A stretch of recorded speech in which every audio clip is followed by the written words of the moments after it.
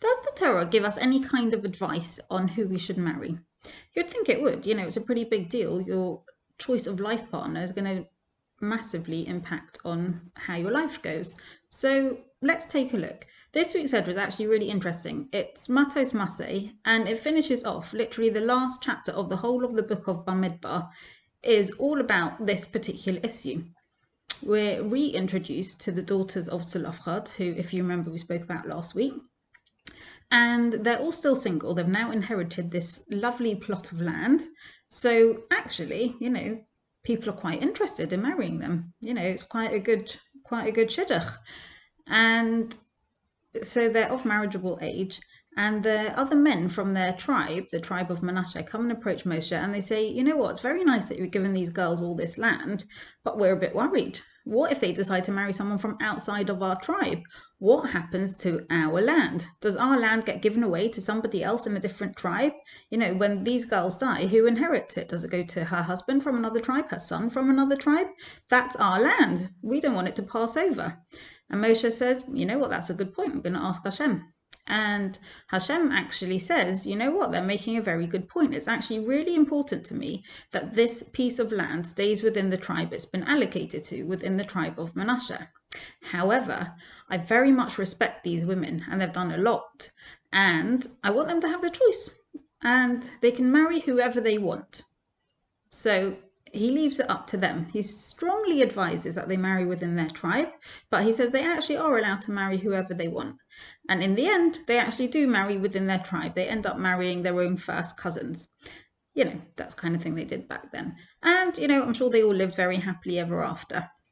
And it's interesting because I feel like we've kind of gone full circle, because at the very beginning of the Torah, the whole of the book of Bereshit is all about families and how we started. You've got Avram and Sarah, and then they have Yitzchak, and Yitzchak gets married to Rivka, and we've got, the whole family set up. And that's the beginning of the Jewish people. And this point, they're at the border of Eretz Israel. They're just about to go in. It's the final month in the Midbar.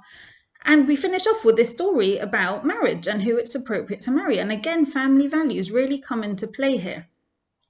Now, it's interesting. If you go back to the story with Avram and Eliezer, if you remember in Chaye Sarah, Avram tells Eliezer that he's ready for Yitzchak to get married, and he sends Eliezer off to find him a wife, and he makes him promise, do not find him a wife from the people that I live amongst. Go back to my homeland, to my family, to my birthplace, and find me a girl from there. And lo and behold, Eliezer finds Rivka, who was actually Yitzchak's first cousin, once removed, twice over.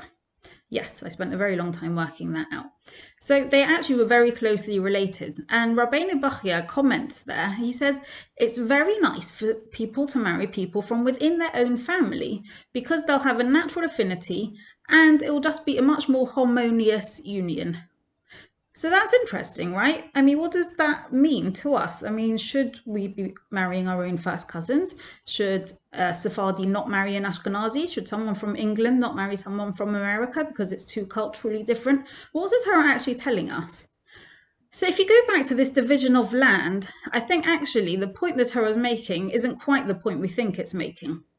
The division of land was done by Gorol, by a lottery system, where each tribe was allocated a piece of land that's particularly appropriate to them. It was not random.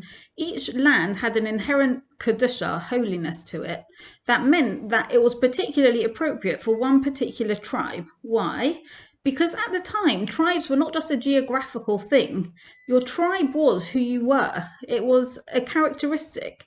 If you go through each of the Shavatim, they're allocated different brachas because they have different strengths and weaknesses and character traits. And that was very much, throughout the whole tribe, you would see those characteristics shining through.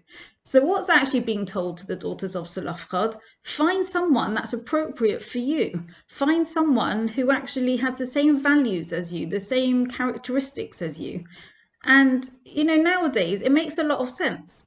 You definitely have certain family traits running throughout families. You can think of families who, everyone in the family, all the brothers, all the uncles, all the cousins, they have like a particular mitzvah that they're particularly focused on. That's done really well in their family.